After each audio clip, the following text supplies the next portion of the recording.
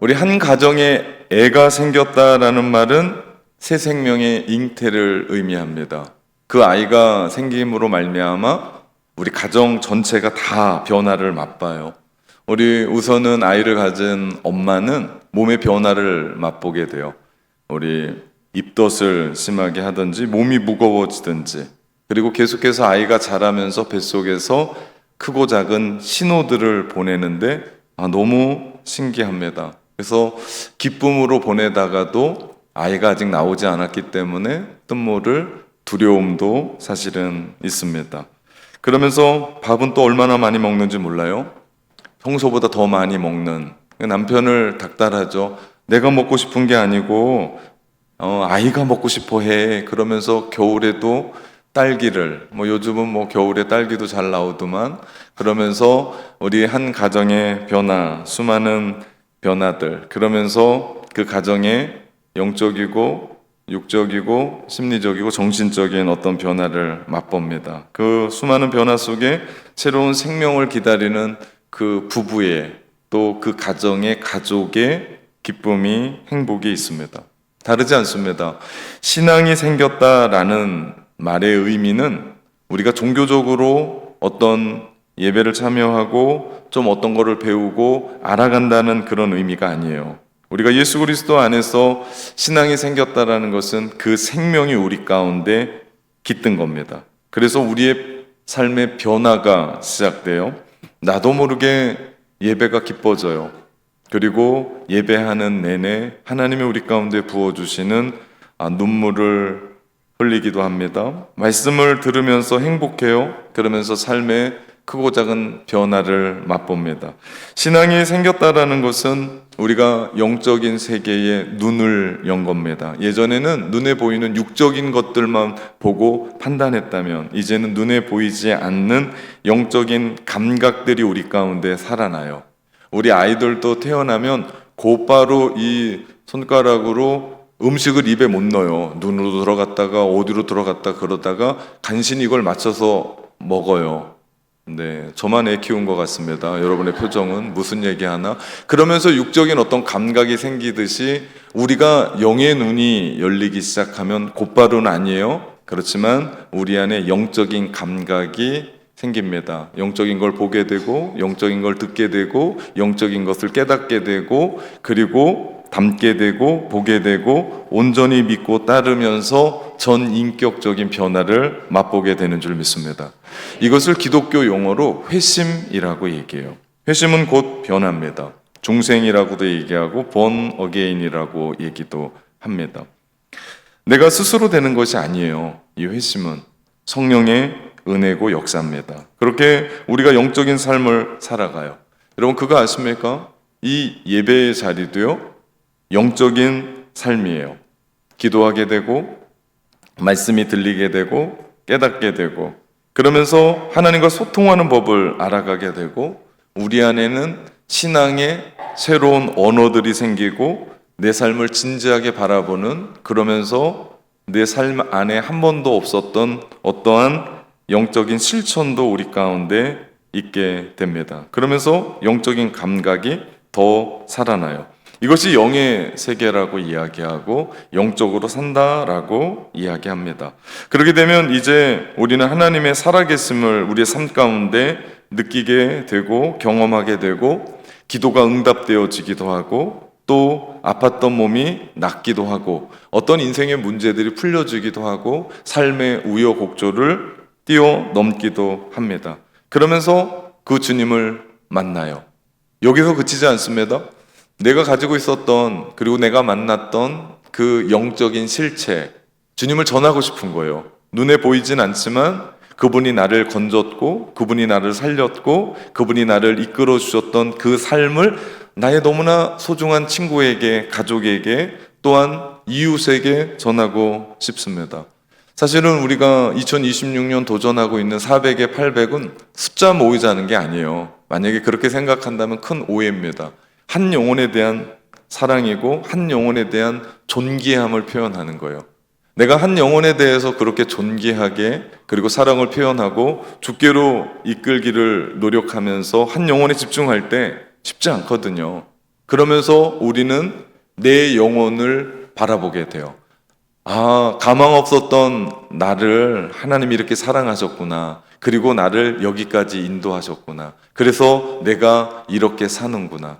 여러분, 이것이 우리의 삶에 얼마나 중요한 의미인지 모릅니다. 그 영혼의 소중함에 눈을 뜨는 것, 그것이 2026년 낙원공동체가 함께 외치는 400의 800입니다. 유대인들은 하나님의 존재를 믿었어요. 자신들이 하나님의 피조물이라는 것을 알고 있었습니다. 하지만 그들이 믿었어도 놀랍게도 하나님의 아들 예수 그리스도를 알아보지 못했고, 예수 그리스도를 핍박하고 고난 중에 있게 했고, 결국은 십자가에 못 박음으로 말미암아 자기들이 믿음 없다라는 것을 스스로 증명한 셈이 되었습니다. 오늘 본문의 영적인 맹인들인 유대인들이 예수님에게 두 가지 질문을 해요. 첫 번째 질문은 19절에 내 아버지가 어디 있느냐고 질문합니다. 그리고 또 하나의 질문은 25절에 내가 누구냐라고 질문을 해요. 사실은 이 질문은 유대인들의 질문이 아니고 우리에게도 본문은 질문하는 겁니다. 당신은 어디 속에 있냐? 어디에 속해 있냐? 어둠이냐? 빛이냐? 15절 말씀해 보니까요, 너희는 육체를 따라 판단하나 나는 아무도 판단하지 아니하노라 말씀합니다. 이를 다르게 표현하면 당신은 지금 육에 속한 사람입니까? 영에 속한 사람입니까?를 묻는 겁니다. 23절에 의하면 예수께서 이르시되 너희는 아래에서 났고 나는 위에서 났으며 너희는 이 세상에 속하였고 나는 이 세상에 속하지 아니하였느니라 말씀합니다. 이 말씀을 다르게 표현하면 아래에서 나서 당신은 세상에 속해 있습니까? 아니면 위에서 나서 당신은 하늘에 속해 있습니까? 라고 우리에게 질문합니다. 오늘 이 설교를 듣고 끝날 때쯤에 여러분은 이 질문에 대해서 정확하게 답을 할 수 있어야 됩니다. 나는 지금 어디에 속해 있는가? 육인가? 영인가? 아니면 하늘에 속해 있는가? 아니면 여전히 세상에 속해 있는가? 여러분, 이거 확실해야 돼요. 그리고 만약 내가 속한 곳이 영이 아니고 육이라면, 그리고 혹 하늘이 아니고 이 세상이고 세상의 가치에 묶여 있다면 우리는 오늘 이 말씀을 들으며 하나님 앞에 회개해야 될 줄 믿습니다. 오늘 이야기의 배경은 밤이에요. 밤이라고 하는 배경은 많은 것들을 말해주는데 특별히 영적인 어둠에 쌓여 있음을 이야기합니다. 우리가 계속해서 주일마다 요한복음의 말씀을 보고 있는데 요한복음 3장에 보면 니고데모라는 사람이 나와요. 니고데모가 예수님을 찾아왔을 때가 밤중이었습니다.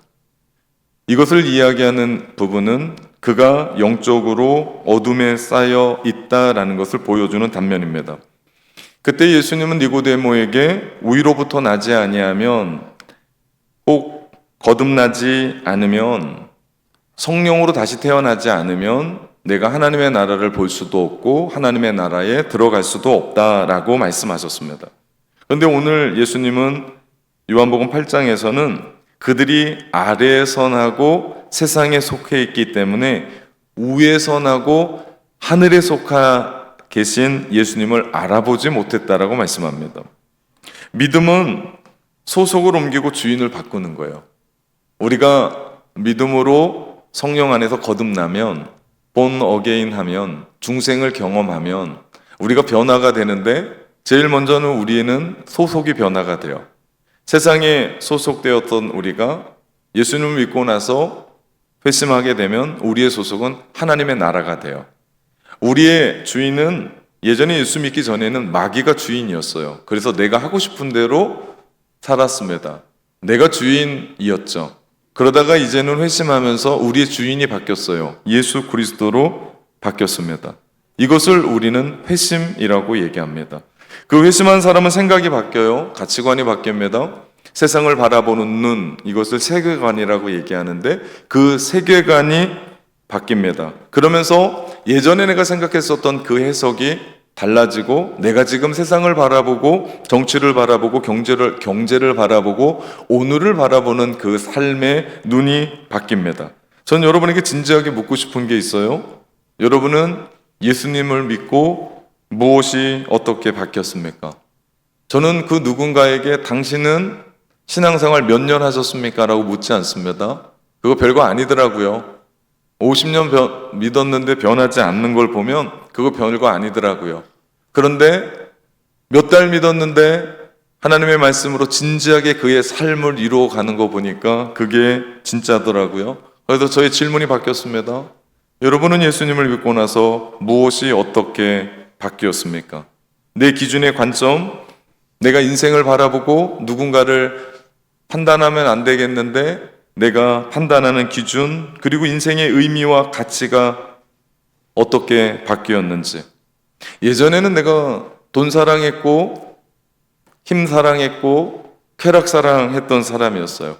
그런데 이제는 돈을 벌어도 주님을 위해 벌고, 공부를 해도 주님을 위해 공부하고, 사업을 해도 주님을 위해 하게 되었습니다. 가정을 행복하게 꾸미고 인간의 관계들을 같이 맺어가면서도 주님을 기뻐하시는 일, 주님께 영광 돌리는 위한 그런 삶으로 변해된 사람들의 모습을 회심한 사람들이라고 얘기해요. 그 회심은 어떠한 새로운 것을 내 안에 장착하는 게 아니에요. 지금 제가 설교를 하면서 목이 마르는데 제가 물을 이렇게 마십니다. 이것이 회심이 아니라는 거예요. 여러분, 회심은요, 다 뜯어 고치는 거예요. 위와 아래, 영과 육, 겉과 바깥, 빛과 어둠이 공존할 수 없잖아요. 이렇듯 회심한 사람은 주님 안에서 완전히 뒤집어진 사람입니다. 지난 시간 예수님은 가늠하다 현장에서 붙잡힌 여인을 용서해 주시면서 말씀하셨습니다. 다시는 죄 짓지 말라라고 말씀하셨어요. 그 뜻은 빛 가운데 살아라, 다시는 어두운 세상 속에서 살지 말아라, 그 세상으로 돌아가지 말라는 뜻이었습니다. 그리고 예수님은 성전 안에 있는 여인들의 뜰로 장소를 옮기세요. 그 여인들의 뜻은 유대인의 남녀만 들어올 수 있는 곳이었습니다. 다시 말하면 이곳에서 예수님은 유대인들에게 말씀을 전하십니다. 12절 말씀해 보니까 예수께서 또 말씀하여 이르시되 나는 세상의 빛이니 나를 따르는 자는 어둠에 다니지 아니하고 생명의 빛을 얻으리라 말씀하세요. 우리 지난번부터 계속해서 이 배경이 초막절입니다. 아직도 안 끝났어요. 초막절 마지막 명절날에 모든 불이 꺼져 갈 무렵 예수님이 자신을 가리켜 나는 세상의 빛이다라고 선포하신 거예요. 첫 출애굽을 한 이스라엘 백성들이 광야에서 살아남을 수 있는 요인은 많은 것이 있었지만 이거 없었으면 그들은 죽었습니다. 그것이 바로 하나님의 불기둥이었습니다. 그 불기둥이 이스라엘 백성들을 이끌어 갔어요. 불기둥이 가면, 구름기둥이 가면 서고 멈추기를 계속했습니다. 특별히 그 불기둥은 그 추운 밤을 밝혀주었고 광야의 어두운 길을 비춰주는 등불이었습니다. 지금 예수님이 세상의 빛이라고 선포하시는 의미가 바로 이런 의미입니다. 예수님이 바로 빛으로 오셨고 지혜와 율법의 완성자로 이 땅에 오셨는데 새 출애굽을 기대했던 이스라엘에게 오셔서 영적인 가나안 땅에 이르러 광야의 인생길 살아가는데 바로 내가 불기둥이다라고 말씀하시는 거예요. 이게 얼마나 중요한 얘기인지 모릅니다. 왜냐하면 모세가 없었으면 이스라엘은 출애굽을 할 수도 없었고 광야를 횡단할 수도 없었습니다. 마찬가지입니다. 죄 많은 세상에서 우리를 건져내어 우리는 새 출애굽을 이루고 광야를 살면서 우리는 가나안으로 가는 그 여정 중에 있습니다. 그 광야를 살아가는 우리에게 가장 중심이 되고 우리를 이끌어가는 분이 계신데 그분이 바로 예수 그리스도. 그분이 불기둥이 돼서 어두운 인생의 길을 밝혀주시고 춥고 어두운 곳에서 아무것도 할 수 없을 때 그분이 우리와 함께 계시며 우리를 이끌어 가시고 서게도 하시고 가게도 하십니다. 다시 말하면 예수님 아니고는 우리는 하나님의 나라를 볼 수도 들어갈 수도 없는 존재입니다. 이스라엘은 이런 생각을 했어요. 하나님의 빛이시고 그분이 지혜를 통해서 세상의 빛을 창조하셨다고 믿었습니다. 따라서 빛이신 하나님을 아는 사람이 되려면 지혜로운 사람이 돼야 되는데, 그 지혜로운 사람은 바로 주님이 우리 가운데 주셨던 그 율법을 알고 배우고 그 말씀에 순종하면 될 거라고 믿었어요. 근데 이게 웬일이에요?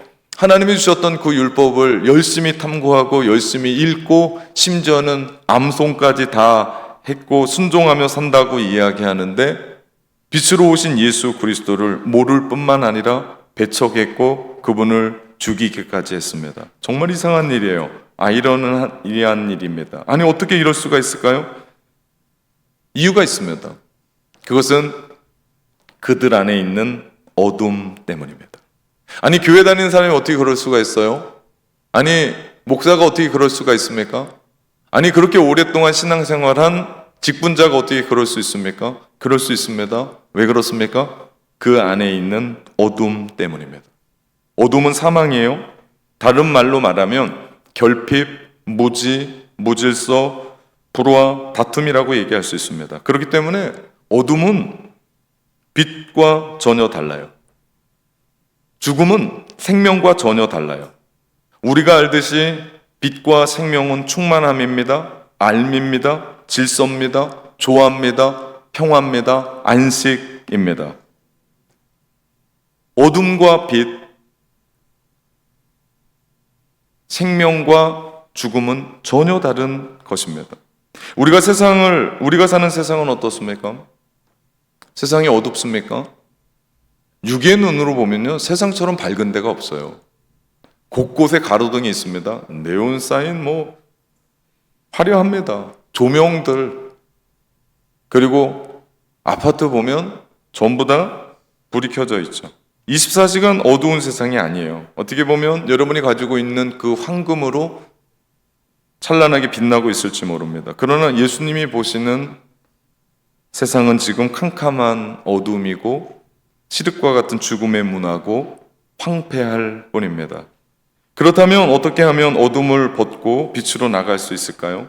그 죽음에서 생명으로, 또 어둠에서 빛으로 나갈 수 있는 방법이 무엇이 있을까요?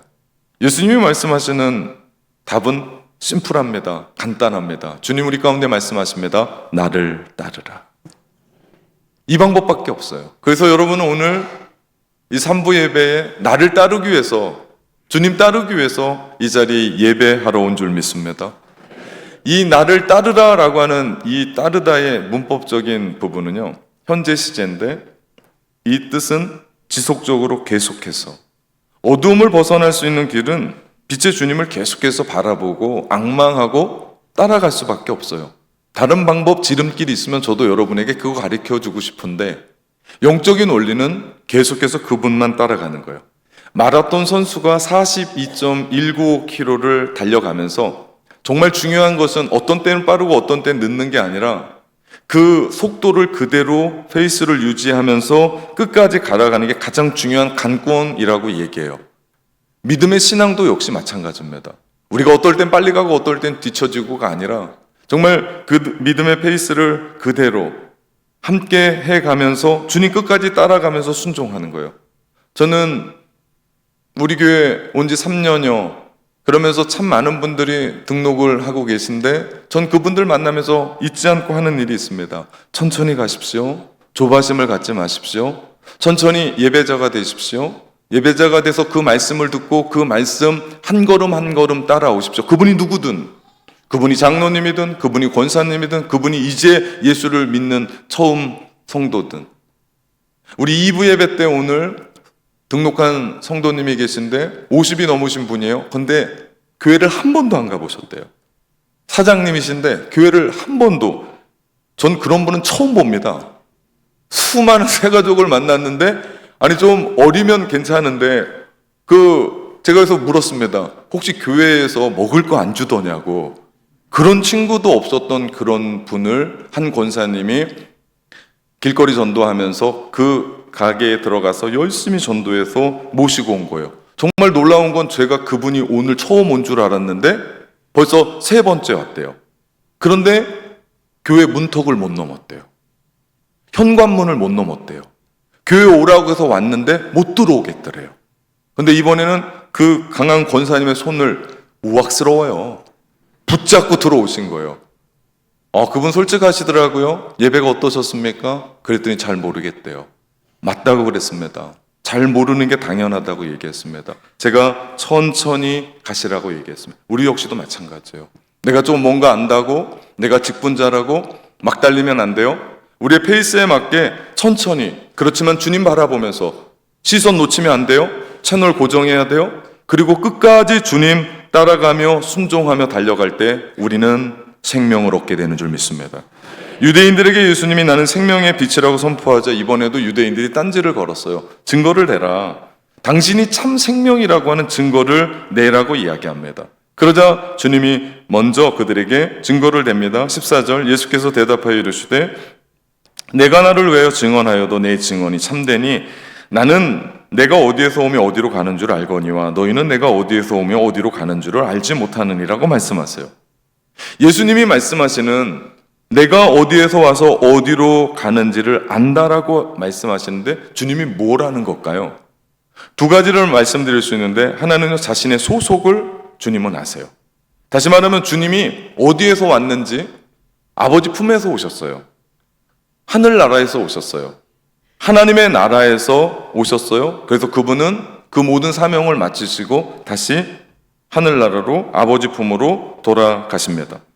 우리가요 예수님을 믿고 회심하며 중생을 경험하고 나면 우리의 소속이 바뀌었다라고 하는 이유가 거기에 있습니다. 이제는 세상대로 안 살아요. 세상의 가치, 돈 벌어야 되고 세상의 기준, 남들의 시선, 이제는 그런 것 없고 이제는 그 시선이 바뀌어서 어디에요? 하나님의 시선, 하나님이 나를 어떻게 바라보시고 그분이 기뻐하시는 그 삶으로 내 삶을 이끌어 갑니다. 그러면 세상은 나의 삶을 실패했다고 얘기할지 모르지만 그 실패가 실패가 아니고 성공이 되고 그러면 내 삶 가운데 세상은 이게 의미 없다라고 얘기하는데 주님 안에서 내가 이렇게 살아가는 것 역시도 의미가 있고 세상은 한 영혼에 집중하지 않습니다. 세상은 다수, 수많은 사람 모이면 몇천 명씩 모여야죠. 그런데 한 사람의 시선을 고정한다고요? 그런 일은 없습니다. 그런데 주님 안에서의 가치는 한 영혼, 한 사람. 여러분이 그렇게 중요한 사람인 줄 믿습니다. 여기에 가득 채운 사람들이 가득하지만 여러분 한 분 한 분 오늘 말씀을 들으며 깨닫고 하나님 앞에 더 가까이 나가는 여러분이 소중한 사람인 줄 믿습니다. 그렇습니다. 예수님은 어디에서 와서 어디로 가는 줄 아셨어요? 먼저는 자기의 소속을 아셨습니다. 두 번째는 자기의 사명을 아셨다는 뜻이에요. 예수님이 이 땅에 왜 오셨는지 아셨어요. 모든 사람은요 세상에 살러 왔습니다. 생명을 유지하러 왔어요. 그래서 우리가 아프면 큰 돈 들여서 수술도 하고 낫고자 하는 거예요. 다 살려고 합니다. 근데 예수님은 이 땅에 오셨을 때 죽으러 오셨어요.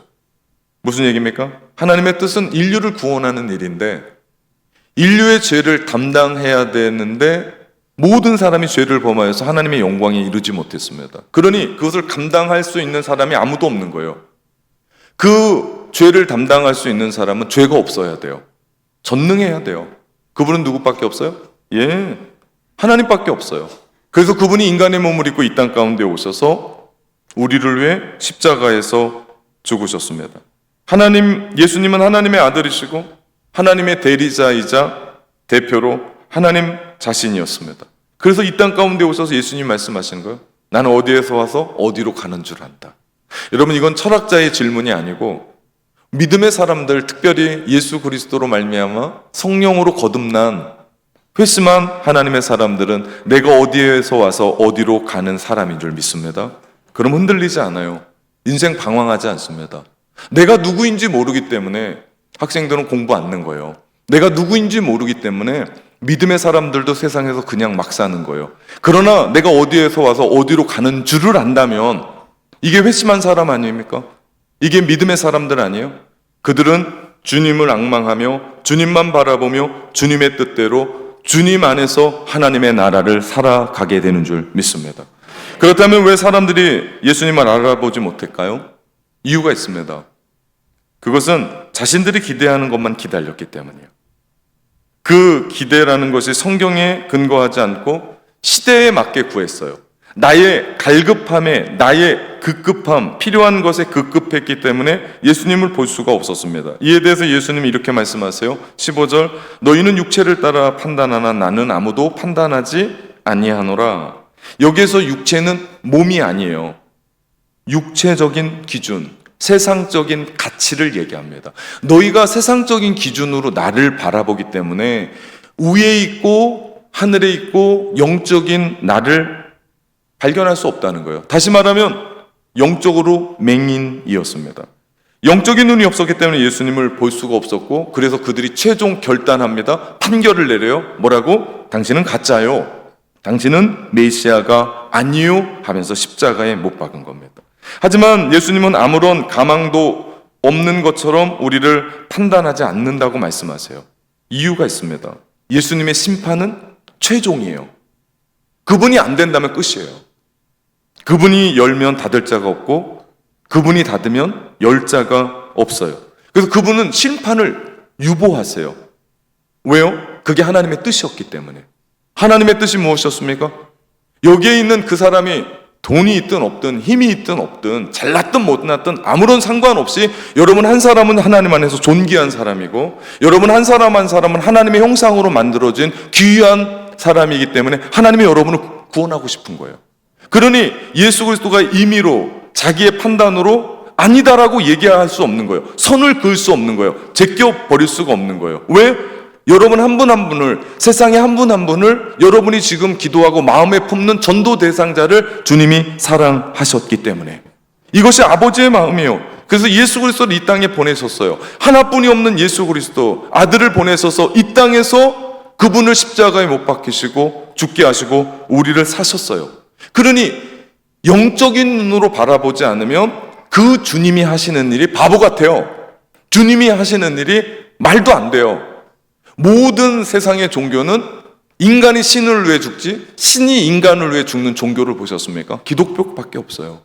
하나님이 직접 이 땅에 오셔서 신으로는 죽을 수 없기에 인간의 몸을 입고 이 땅에 오셔서 그분이 우리를 위해 죽으셨던 것, 이것이 하나님이 우리를 사랑하시는 거였고 이것이 하나님의 뜻이었습니다. 16절 말씀해 보니까 만일 내가 판단하여도 내 판단이 참되니 이는 내가 혼자 있는 것이 아니요 나를 보내신 이유가 나와 함께 계심이라 말씀합니다. 예수님의 판단은 늘 옳았어요. 참입니다. 그 기준은 하나님의 뜻이었기 때문에. 예수님은 바리새인들과 달리 육체적으로 인간적인 기준으로 판단하지 않으셨습니다. 자의로 의미로 판단하지도 않으셨어요. 예수님의 기준은 하나님의 뜻이었습니다. 그 하나님의 뜻은 인간을 사랑하시고 우리를 구원코자 하시는 그 하나님의 마음, 하나님의 사랑이 있기 때문에 우리는 이 자리에서 하나님을 예배하는 줄 믿습니다. 예수 그리스도가 우리를 위해 십자가에 못 박혀 죽으셨기 때문에 이 뜨거운 여름에도 우리는 예배당에 나와서 하나님을 예배하는 줄 믿습니다. 이 일을 위해서 주님이 종으로 오신 거예요. 놀랍지 않습니까? 그것도 이사야 40장에서 이야기하는 고난받는 종으로 이 땅 가운데 오셨고 그 고난받는 종이 어떤 존재인지를 이사야가 그 구약의 선지자가 이미 예수님을 예언했어요. 그것이 이사야 60장 1절부터 3절입니다. 일어나 빛을 발하라. 이는 내 빛이 이르렀고 여호와의 영광이 내 위에 임하였음이라. 보라 어둠이 땅을 덮을 것이며 캄캄함이 만민을 가리우려니와 오직 여호와께서 내 위에 임하실 것이며 그의 영광이 내 위에 나타나리니 나라들은 내 빛으로 왕들은 비치는 내 광명으로 나아오리라. 그래서 예수님이 그냥 일어나서 나는 세상의 빛이다라고 얘기한 게 아니라 고난받는 종으로 이 땅에 오셔서 이미 십자가가 시작된 거예요. 그러면서 뭐라고 말씀하시는 거예요? 나는 세상의 빛이다. 고난받는 종으로 메시아로 이 땅 가운데 오셔서 이미 이사야가 몇백 년 전에 예언했었던 그 말씀을 붙잡고 온 땅을 비추는 빛이라고, 그것이 예수님의 사명이라고 예수님이 말씀하십니다. 그렇다면 우리가 예수 그리스도의 이름으로 구원을 받았고 성령의 능력으로 회심하고 변화받았던 우리, 나 자신을 부인하고 자기 십자가 지고 주님 따라간다라고 이야기하는 제자된 우리, 주님의 능력으로 구원받은 우리는 어떻게 살아야 될까요? 또 나의 기준, 세상적인 기준, 내가 생각했던 어떤 유에 선을 긋고 누군가를 배제하고 누군가를 넣어주는 것이 아니라 내가 생각했던 의미에 대한 내 뜻과 내 생각이 아니라 아버지의 뜻이 우리 가운데 먼저야 되고 세상을 구원하시고자 하는 하나님의 생각이 우리여야 되고 또 우리의 삶 역시도 빛 대신 주님과 마찬가지로 발광을 할 수 없지만 반사체로서 주님의 빛을 받았던 그 빛을 전하는 사람들로 우리가 이 땅을 살아가야 되는 거 아니겠습니까? 그게 회심한 사람이고 그게 예수 믿는 사람이고 그 사람이 교회 다니는 사람 아니겠습니까? 예수님은 또 다른 증거를 댑니다. 18절 내가 나를 위하여 증언하는 자가 되고 나를 보내신 아버지도 나를 위하여 증언하시느니라. 유대인의 율법에는 증인이 둘이 있어야 참됐어요. 예수님 말씀하세요. 그분이 아버지시다. 그리고 내가 증언한다. 그러면서 예수님이 말씀하시는 두 가지가 있는데 하나는 이적입니다. 너희가 보듯이 이 이적은 이 땅에 있는 것이 아니라 하늘의 것인데 내가 아버지를 보여주진 않았지만 나와 함께 계신 그 아버지가 이 일들을 이룬 것 아니겠냐. 아버지가 없었으면 가능하지 않았다라고 증거를 댑니다. 또 하나 말씀입니다. 예수님의 말씀 역시도 하나님이 함께 하신다라고 하는 증거였어요. 왜? 그 말씀으로 말미암아 사람들이 변화돼요. 여러분 놀랍지 않습니까? 저는 목포에 있는 분들이 극동방송을 그렇게 많이 듣는지 몰랐습니다. 야, 라디오 뭐 대단하겠어 라고 얘기했는데 정말 많은 분들이 그 유튜브 들어와서 보면 되는 걸 토요일 날 아침 9시에 그 설교를 듣고 또 생각을 한다라고 얘기를 하더라고요. 전 정말 대단하다고 생각을 합니다. 저는 설교를 잘하는 목사가 아니에요. 그런데 이 말씀에 하나님이 함께 계시니까 성도들이 귀를 열고 깨닫는 거예요. 그 말씀을 받아들이는 거예요. 아멘은 별로 안 하지만 그 말씀 속에서 삶의 변화를 일으키고 그렇게 살아간다라는 것이 보여져요. 왜? 계속해서 등록하는 분들이 계세요. 그리고 그 속에서 변화를 경험하는. 저는 가정마다 변화되는 걸 보면요 정말 신기합니다. 제가 제 아내와 함께 나누면서 이게 하나님이 살아계시는 증거다. 하나님이 함께 계시는 증거에 대해서 말씀에 대한 이야기를 합니다. 19절 이에 그들이 묻되 내 아버지가 어디 있느냐? 내 아버지가 어디 있느냐? 여러분 우리가 세상 살아가면서 지금도 듣는 질문 아닙니까? 도대체 너희가 말하는 하나님이 어디 있느냐? 도대체 너희가 의지하는 예수는 누구냐? 어디 있느냐? 눈으로 보여달라 그럼 내가 믿겠다라고 말합니다. 지금 시대가 어떤 시대인데 질문하면 답 나오는 AI 시대 아니냐? 그런 허무맹랑한 소리를 하고 있으니 그러면서 핀잔하고 우리를 우습게 봅니다. 어떻게 대답하겠습니까? 내 하나님이 어디 있느냐? 어떻게 대답해야겠습니까? 눈에 보이지 않는 하나님을 예배하는 지금 우리 뭘 보여주시겠습니까? 어떻게 세상에서 살아야 될까요? 여러분 답은 하나예요. 다른 방법은 없습니다. 우리가 예수 그리스도의 능력, 성령의 능력으로 중생한 사람으로 회심한 자로 사는 길밖에 없는 줄 믿습니다. 진짜 살아내야 돼요. 교회 다니는 척이 아니라 하나님 믿는 척 아니라 목사는 목사로서, 장로는 장로로서, 권사는 권사로서, 집사는 집사로서, 성도는 성도로서, 예수 믿는 학생은 학생으로서 진짜를 살아내야 돼요. 지금 비록 눈물 나는 현실을 산다 해도 내가 주님만을 의지합니다. 그분의 힘과 그분의 지혜를 힘입어 내가 주님 붙잡고 당당하게 주님 살아계십니다. 나는 예수님을 의지합니다. 거듭난 사람으로, 회심한 사람으로 살아갈 때 세상은 우리의 이야기를 듣는 거 아닐까요? 세상은 그래도 요한복음 8장 한 번도 안 읽었던 사람이 요한복음 8장을 살아가는 여러분의 삶을 통해서 빛된 여러분의 삶을 통해서 세상에 빛으로 오셨던 예수 그리스도를 알게 되는 거 아니겠습니까? 그런데 세상도 못 믿는 사람처럼 세상에서 행동하고 살아가면서 예수 믿는 것 같지 않은 삶으로 오늘을 살아간다면 누가 하나님을 믿으며 누가 교회의 문을 두드리고 교회에 오겠습니까? 여러분 진짜 믿어야 돼요. 진짜 교회, 진짜 성도가 돼야 돼요. 저는 날마다 기도하는 게 있습니다. 하나님 진짜 교회, 낙원 교회 되게 하시고 진짜 성도, 낙원의 성도들 되게 하여 주옵소서.